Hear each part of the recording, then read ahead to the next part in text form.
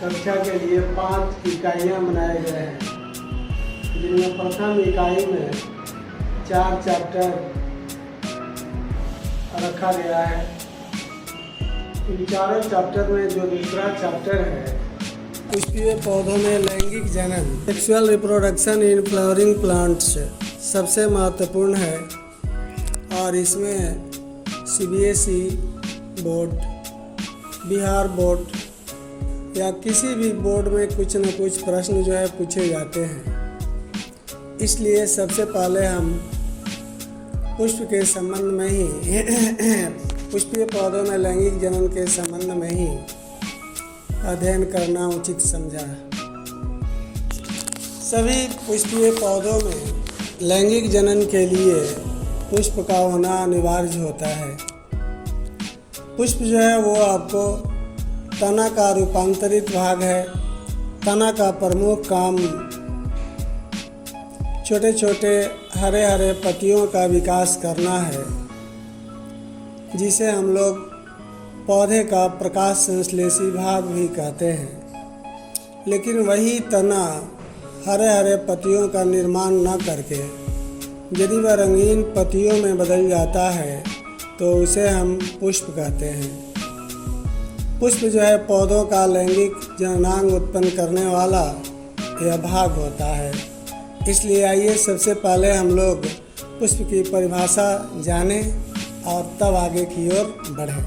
पुष्प यह तना का रूपांतरण है जो पौधों के लैंगिक जननांगों को धारण किए रहता है, उसे पुष्प कहा जाता है। Flower is the modified shoot which contains reproductive part of the plant। यही फ्लावर जो हम लोग देख रहे हैं, फ्लावर के सबसे निचले भाग में यह आपको डंठल लगा हुआ है, जिसे हम लोग वृंत या डंठल कहते हैं। वृंत या डंठल या पुष्प को सपोर्ट करने का, आधार देने का यह काम करता है। इसके ऊपरी भाग में जो आपको यह खुला हुआ भाग दिखाई पड़ता है, स्वेलिंग पार्ट दिखाई पड़ता है, यही स्वेलिंग पार्ट को हम लोग नाम देते हैं कि यह हो गया पुष्पासन। उसी पुष्पासन पर सभी पुष्पीय अंग लगे रहते हैं। उन पुष्पीय अंगों में आपको सबसे बाहर की ओर जो छोटी हरी पैदार संरचना के रूप में जो यह संरचना लगा हुआ है, उसी को नाम दिया जाता है एपिकैलिक्स। जो बड़े बड़े हरी पैदार संरचना जो लगा हुआ है, उसी को हम लोग नाम देते हैं कैलिक्स। हिंदी में बाह्य दल पुंज कहा जाता है। यह बाह्य दल पुंज हो गया। और यह जो आपको लाल पीला चाहे जो भी रंगीन पत्तियों के समान जो संरचना निकला हुआ है, उसी को हम लोग नाम देंगे कि यह होगा क्रोला। हिंदी में उसे दलपुंज कहा जाता है। यह हो गया आपको क्रोला, यह हो गया कैलिक्स, यह हो गया एपिकैलिक्स। तो इस प्रकार हम लोगों को याद रखना है कि यह होगा एपिकैलिक्स, यह होगा कैलिक्स, यह होगा क्रोला।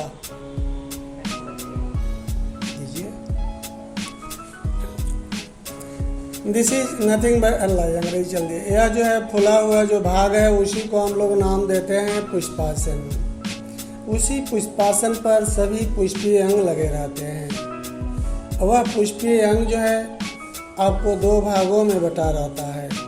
बाहर वाले भाग का नाम है सहायक भाग और अंदर वाले भाग को नाम दिया जाता है अत्यावश्यक भाग। इसी भाग का नाम है अत्यावश्यक भाग।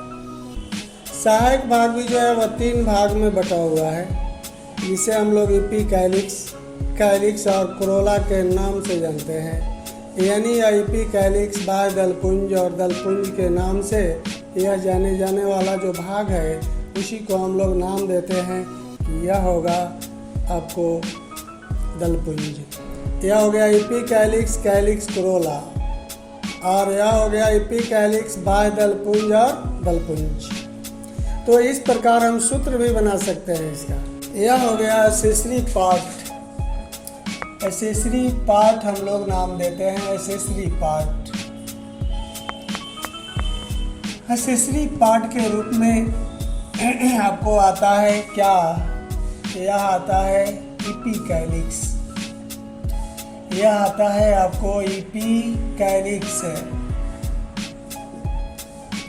दूसरे नंबर पर रखा गया है आपको कैलिक्स। तीसरे नंबर पर हम लोग नाम देते हैं क्रोला। यह हो गया क्रोला, इसी को हम लोग नाम देंगे ईपी कैलिक्स। यह हो गया आपका ईपी कैलिक्स। इसी को हिंदी में नाम दिया जाता है बाह्य दल पुंज। बाह्य दल पुंज नाम दिया जाता है। इसी का नाम है दलपुंज। दलपुंज नाम दिया जाता है। अतः इसे सूत्र के द्वारा हम लोग इस प्रकार से दिखा सकते हैं। A=EC²। A = accessory part. Accessory part हम लोग नाम देंगे accessory part. E for epicalyx. E for epicalyx. C for calyx and C for corolla. यह हो गया क्रोला। तो इस प्रकार हम लोगों को यह सुविधाजनक रहेगा कि यह सूत्र के रूप में भी यदि याद रखा जाए तो यह हमको अध्ययन कराने में काफ़ी सुविधाजनक प्रदान कराएगा। पुष्प के आंतरिक भाग को हम लोग नाम देते हैं अत्यावश्यक भाग। इसेंशियल पार्ट नाम दिया जाता है।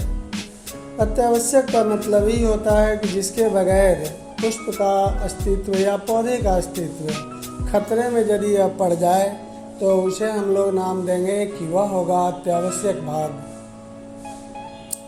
यह जो अत्यावश्यक जो भाग होता है वह भी दो भागों में बटा होता है।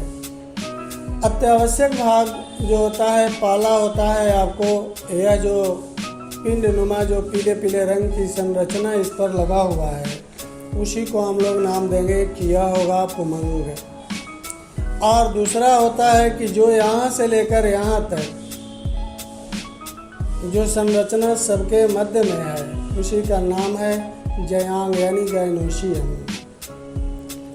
अतः पुष्प के जनन भाग को हम लोग नाम देते हैं कि वह होता है अत्यावश्यक भाग। उस अत्यावश्यक भाग में दो भाग रखा गया है, एक होता है पुमंग और दूसरा होता है जयांग। पुमंग और जयांग यह दोनों मिल करके बनाता है अत्यावश्यक भाग, जिसमें जो पुमंग होता है वह आपको नर जननांग कहा जाता है, वह पौधे का नर जनन भाग होता है। तो यह जयांग वह पौधे का मादा जननांग यह होता है। अतः मेरे अनुसार इसे भी यदि हम लोग सूत्र के द्वारा याद रखने का प्रयास करें तो इस प्रकार से इसे दिखाया जा सकता है। यह हो गया इसेंशियल पार्ट। इसेंशियल पार्ट हम लोग नाम देंगे। अत्यावश्यक भाग इसी को हम लोग नाम देते हैं। यह हो गया अत्यावश्यक भाग। अत्यावश्यक भाग हो गया। इसको हम लोग अत्यावश्यक भाग के रूप में जानते हैं कि वह दो भाग होते हैं। यह होता है पुमंग एंड्रोसियम। यह हो गया पुमंग एंड्रोसियम। और दूसरा होता है जयांग। जयांग इसको नाम दिया जाता है गाइनोशियम।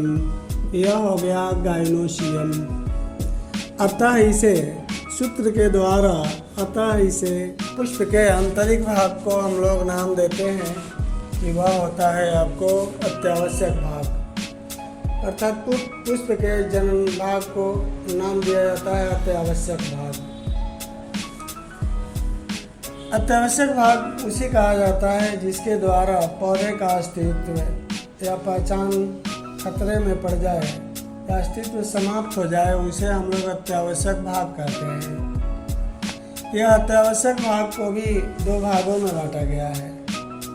पहले को हम लोग नाम देते हैं एंडोशियम, पुमंग नाम देते हैं, पुमंग androecium.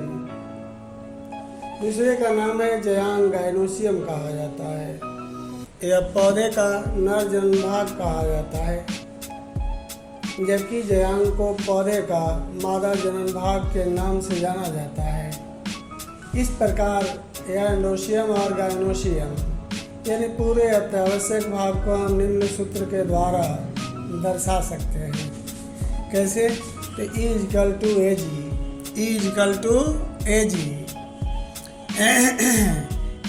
E for essential part of the flower, A for endoecium, G for gynoecium. Therefore, we can explain it E equal to Ag। ठीक है।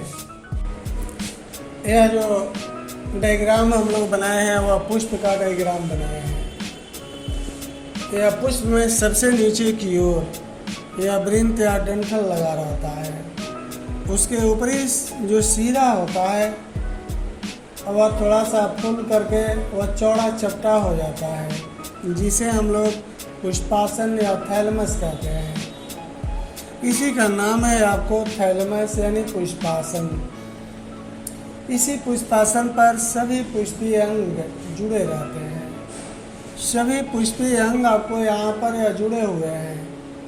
उन पुष्पीय अंगों में सबसे बाहर की ओर छोटी पैदार जो संरचना लगा हुआ है उसको नाम दिया जाएगा एपिकैलिक्स। उसके ऊपर हरे परिदार संरचना के रूप में जो है संरचना लगा हुआ है उसका नाम है बाह्य दलपुंज या कैलिक्स। इसी का नाम है कैलिक्स। यह पुष्प का प्रथम भ्रमी का निर्माण करता है। दूसरा यह आपको दिया गया है जो लाल पीला या अन्य रंग के या पत्तियों के रूप में जो संरचना लगा हुआ है उसी का नाम है क्रोला। उसी का नाम है दलपुंज। यह हो गया आपको क्रोला, दलपुंज को कहा जाता है। पुष्प के आंतरिक भाग में दो भाग बैठे रहते हैं जो कि एक पिंडनुमा संरचना में दिखाई पड़ते हैं, जिसे हम लोग पुमंग या एंडोसियम कहते हैं। और यह मध्य में सुराही के समान जो संरचना लगा हुआ है that is called as gynoecium या जयांग कहा जाता है। इसी का नाम है जयांग या गाइनोसियम। इस प्रकार यह पांचों भाग मिल करके जो संरचना बनाएंगे वह जो है पुष्प कहलाएगा, जो कि पौधे का यह विकसित रूप माना जाता है। तो इस प्रकार की जो संरचना है वह संरचना पांचों भाग वाले संरचना सूर्यमुखी यह 5 भाग वाला में मिलता है। आपको उड़हुल में मिलता है, भिंडी में मिलता है, कपास इत्यादि में देखने को मिलेगा। और यह लगभग हर साल प्रत्येक वर्ष यह डायग्राम बनाने के लिए प्रैक्टिकल में भी आता है। ठीक है, आज इतना ही पर अगले एपिसोड में